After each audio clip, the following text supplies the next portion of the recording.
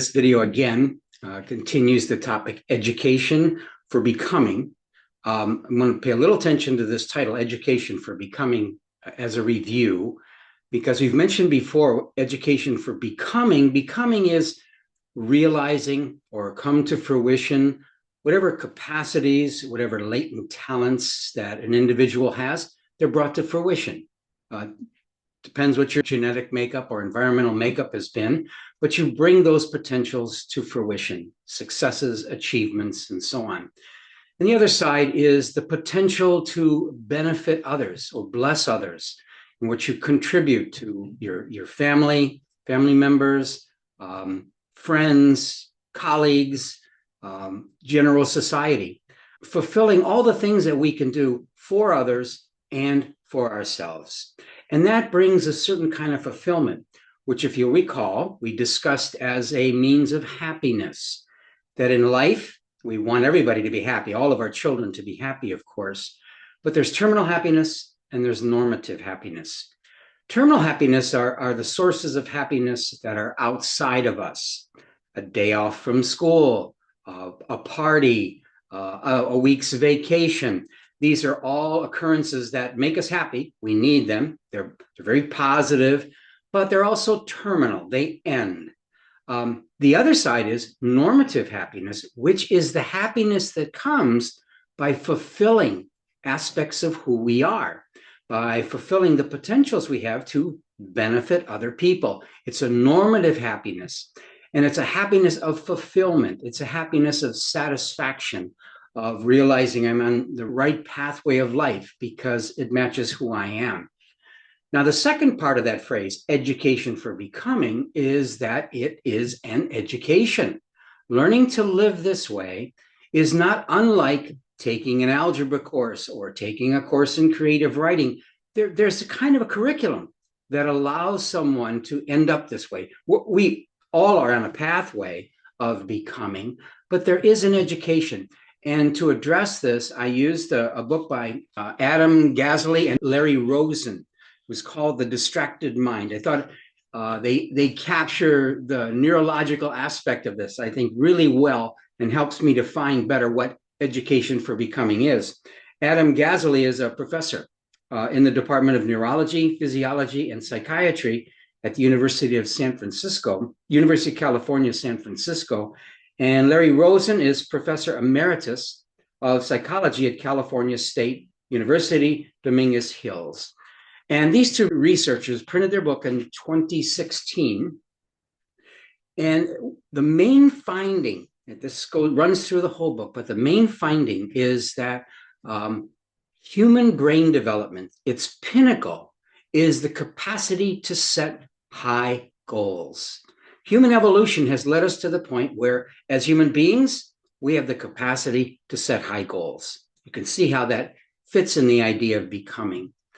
But secondly, in order for those goals to be reached, we need two things. They're similar, but I like to distinguish them. One is executive functioning. So I understand if I have a goal, how I'm going to get there, plan, organize, steps I need to take, and so on. And secondly, I need cognitive control. That's my capacity to deal with interferences, with distractions, remain focused. I control the influences that would take me off of the path. And that's called cognitive control. Now, this is important to understand this in terms of educating both ourselves and our children. Growth, any kind of growth, there's always a struggle. There's work, there's effort, there's energy that has to be invested from a state of maybe not doing anything, just at peace with yourself, to moving forward. Every time we move forward, there's got to be some effort extended. There's some work extended. And that becomes a problem. And I want you to understand this from the child's point of view. Because what I want to talk about a little bit is the coaching aspect.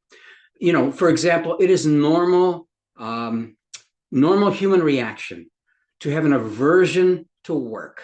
I know that sounds funny, but it's really true with children, and it's true with all of us. Of course, as adults, we've learned to navigate that, to control that. So even though we may not want to work, we recognize what we have to do to work. There's the world of entertainment. We and our children are surrounded by just countless opportunities to just have fun. It's a world of entertainment. And so again, in order to set goals and reach goals, you have to be able to manage that, to control when I indulge in some entertainment and when I don't. And presently the access that our children have to the internet, boy, that really interferes with them. And I spend time with the kids talking about that. They need cognitive control in order to deal with the distractions that come with the internet. Okay, but I'm saying all this to say that we as an adult, relatively accomplished people, we've learned to exercise executive functioning and cognitive control. I think lifelong, to be honest with you, if we want to continue to grow and become and to flourish, we have to revisit our executive functioning powers and our cognitive control powers. Nevertheless, we have something in place. We're adults. Children don't. And when those are not trained, when children are young, then of course they squander their potentials. They squander their abilities. And I think in the 21st century, that is more and more becoming the case. And what we want to do is create this education for becoming for our children. We do that mainly by becoming a coach to them. In fact, better than the word coach, I looked at guide and mentor. I like the word a shepherd. So whether I'm a teacher in a classroom, I have to be the coach shepherd to the children. Or whether you're a mom or whether you're a dad, you're also a shepherd. And why do I use that? Because there's two sides of coaching our children. The one side has to be very firm. This is the way it is. We have to behave like that, and we don't compromise it. It's necessary in order to develop those skills, those cognitive ability skills, and the executive functioning skills. But at the same time, we're very understanding, we're very loving, we're very supportive, because our children are at different places along that continuum of developing all these habits, skills, and attitudes for becoming life. Now, I'd like to mention a little bit, so this idea of coaching or shepherding or being a mentor, it's a little bit on a continuum.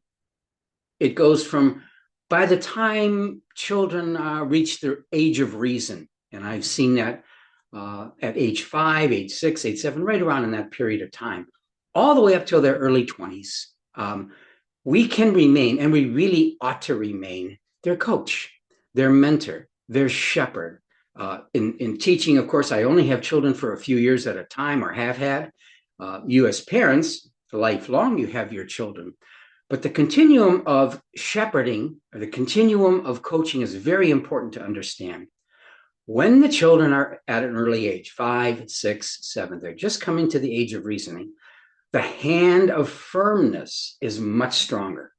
See, children have no experience of what's good for them.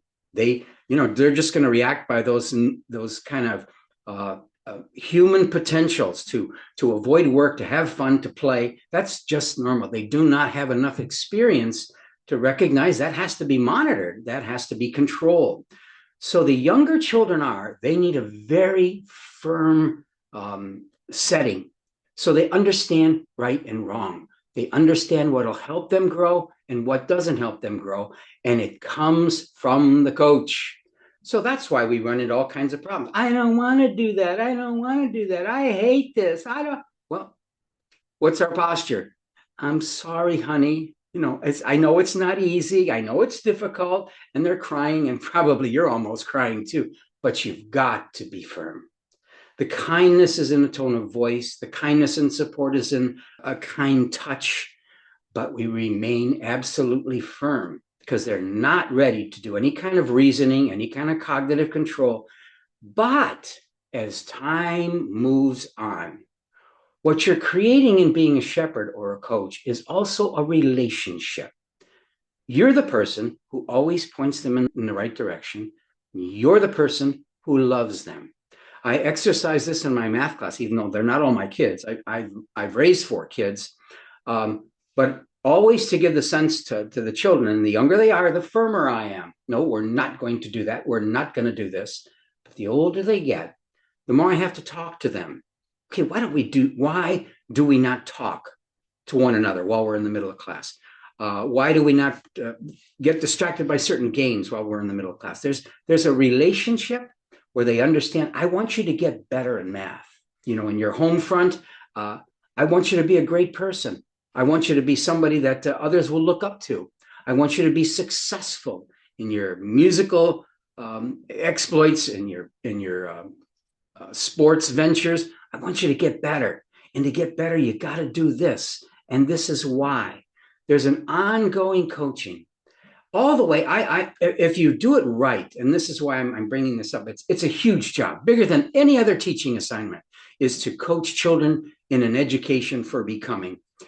But it goes all the way into the 20s. When your children get ready for high school, when they get ready for college, if that relationship is there, where we don't let go of what is the best. What is the best for you to become everything you can become? What is the best for you to become a positive contributor to your family, friends, and to the world around you? At the same time, there's conversation where you're coaching them in their direction. But it's more, and you're in the background. And I'll talk about this in the next video. There's a number of books being written that are excellent ways of how to manage, how to go from being very firm when they're young to having a positive, constructive, lifelong relationship. I would suggest even when you till the end of your life, when the children are themselves in their 50s or 60s, you have this kind of relationship that can still coach, that can still help them navigate the distractions in their life, to establish high goals, to fulfill all that they could become, and to live a rich and a happy life. So I'll talk more in the next video about this coaching aspect, because it's very different. It's lifelong. It does involve relationships with the children. But, if you're interested, I'm trying to recruit you to be a lifelong coach. It's a huge commitment. But I think it's something in your heart. They're your kids or they're your students. You want them to be on a pathway of their becoming and to learn all the cognitive skills they need to learn and to learn the executive functioning they need to learn. Thank you.